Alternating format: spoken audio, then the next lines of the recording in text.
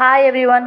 உங்கள் வீட்டு பூஜை ரூம் எப்பயுமே வாசனையாகவும் இருக்கணும், பூஜை பொருட்களும் நல்லா பளபளன்னு இருக்கணும், ஒரு மாதம் ஆனாலும் நல்லா பளபளன்னு இருக்கணும்னு நீங்கள் நினச்சிங்கன்னா இந்த வீடியோ உங்களுக்காக. பூஜை ரூமில் இருக்கிற எல்லா பொருளையும் எடுத்து வச்சுட்டு பூஜை ரூமை ஃபஸ்ட்டு ஒட்டனை அடிச்சுக்கோங்க. அதுக்கப்புறம் ஸ்ப்ரே பாட்டிலில் பன்னீர் ஊற்றி நல்லா ஸ்ப்ரே பண்ணி ஒரு டிஷ்யூ வச்சு ஃபுல்லாக க்ளீன் பண்ணி தொடச்சிருங்க. எங்கே உங்களுக்கு அழுத்தா தெரியும், நீங்கள் அடிக்கடி அந்த இடத்துலலாம் கையை விட்டு துடைக்க முடியாது அப்படின்னு நினைக்கிறீங்களோ அந்த இடத்துலலாம் நல்லா கம்ப்ளீட்டாக தொடச்சிட்டிங்கன்னா பூஜை ரூம் பர்ஃபெக்டாக ரெடி ஆகிடும். நல்லா வாசனையாகவும் இருக்கும். நீங்கள் பன்னீர் கலந்து ஸ்ப்ரே பண்ணி துடைக்கிறதுனால அதோடைய வாசனை நல்லாவே இருக்கும். அதுக்கப்புறம் சாமியெல்லாம் நம்ம என்ன தான் அபிஷேகம் பண்ணிட்டு இருந்தாலும் வீக்லி ஒன்ஸ் நீங்கள் ஃப்ரெஷ் வாட்டரில் எல்லா சாமியுமே நீங்கள் வாஷ் பண்ணிக்கோங்க. எந்த சாமியாக இருந்தாலும் ஓகே, ஒன்றும் தப்பு இல்லை. அதெல்லாம் எல்லா சாமியும் நீங்கள் வாஷ் பண்ணி வச்சுட்டிங்கன்னா அதோடைய க்ளீன் உங்களுக்கு உள்ளார அழுத்தெல்லாம் இருக்கும், அதெல்லாம் நல்லாவே க்ளீன் ஆகிடும் ஃப்ரெஷ் வாட்டரில். தென் பூஜை பொருட்கள் உங்களுக்கு ஒரு மாதம் ஆனாலும் நல்லா பளிச்சுன்னு இருக்கணும்னா நீங்கள் எந்த பவுடர் கலந்து பூஜை பொருளை தேய்ச்சாலும் பரவாயில்ல, கொஞ்சம் புளி பேஸ்ட்டு கலந்து தேய்ங்க, ஒரு மாதத்துக்கு மேலே கூட சரிங்க, நல்லா பளிச்சுன்னு இருக்கும். அதுக்கப்புறம் சாமிக்கு பொட்டு வைக்கிற மஞ்சளில் நீங்கள் கொஞ்சம் பன்னீர் கலந்துக்கிட்டு பொட்டு வைங்க. எனி டைம் அந்த சாமி ரூமில் இருக்கிற வாசனை இருந்துக்கிட்டே இருக்கும். அதுக்கப்புறம் உங்கள் வீட்டில் ஒரு குட்டி குட்டி சிலையாக இருக்கட்டும், பெரிய பெரிய சிலையாக இருக்கட்டும், கண்டிப்பாக இருக்கும் எல்லார் வீட்லேயும். அந்த சிலைக்கெல்லாம் ஒரு ட்ரெஸ்ஸு போட்டு விட்டுருங்க. சாமிக்கு நம்ம ஆடை உடுத்துவோம் இல்லையா, அந்த மாதிரி நீங்கள் ட்ரெஸ்ஸு போட்டு விட்டுருங்க. இந்த ட்ரெஸ் எல்லாம் நானே பண்ணது தான். உங்களுக்கு பண்ண தெரியலனாலும் இட்ஸ் ஓகே. துணி கடையிலே இப்போ எல்லா சாமிக்குமே ட்ரெஸ்ஸு விற்கிது, நீங்கள் வாங்கி உங்கள் சாமிக்கு போட்டுக்கோங்க.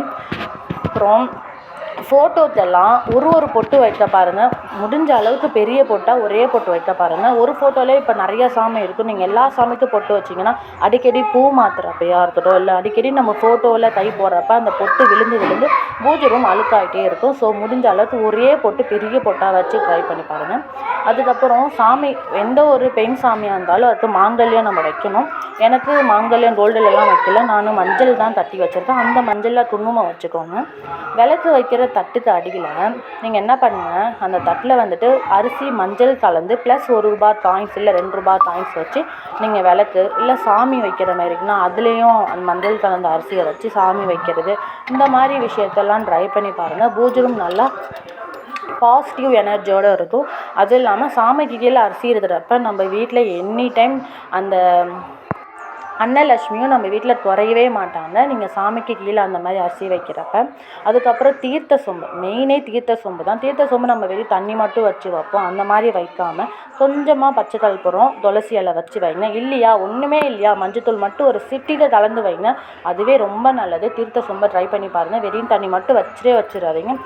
அப்புறம் பூஜை ரூமில் மெயினாக ஒரு சின்ன கண்ணாடியோ இல்லை பெரிய கண்ணாடியோ இருக்கணும். என் வீட்டில் ஒரு சின்ன பூஜை ரூம் தான் இருக்குது, அதனால் நான் ஒரு சின்ன கண்ணாடி தான் வச்சுருக்கேன். அதுவும் அந்த மகாலட்சுமி தாயார் பின்பு அந்த கண்ணாடியில் தெரிகிற மாதிரி வைங்க. ப்ளஸ் மகாலட்சுமி தாயாருக்கு முன்னாடி காயின்ஸ் வைங்க, அந்த காயின்ஸும் நீங்கள் கண்ணாடியில் தெரிகிற மாதிரி வைங்க, அது ரொம்பவே நல்லது. எனி டைம் நம்ம வீட்டில் செல்வம் பெருகிட்டே இருக்கும், அந்த மாதிரி கண்ணாடியில் மகாலட்சுமி தாயார் ப்ளஸ் அதோடைய செல்வமும் அந்த கண்ணாடியில் தெரிகிற மாதிரியா இருந்தால் நம்மளுக்கு செல்வம் நம்ம இல்லைன்னே சொல்ல முடியாது யாருக்கிட்டையும். எந்த விளக்கு ஏற்றினாலும் அதில் கொஞ்சம் பச்சை கற்பூரம் போட்டு விளக்கு ஏற்றுங்க, ரொம்பவே நல்லது. விளக்கு எரிய நம்ம வீடு ரொம்ப மனமாக இருக்கும். பூஜை ரூமில் மோஸ்ட்லி நீங்கள் கோலம் போடுறப்ப அரிசி மாவு கோலத்தில் போடுவீங்க, அந்த மாதிரி போகாமல் அரிசி மாவு அரைச்சி போட்டு பாருங்கள், இல்லையா மஞ்சளில் கோலம் போட்டு பாருங்கள், அது அலையவும் அலையாது. உங்களுக்கு நீங்களே அதை அழைச்சாதான் நல்லாவும் இருக்கும்.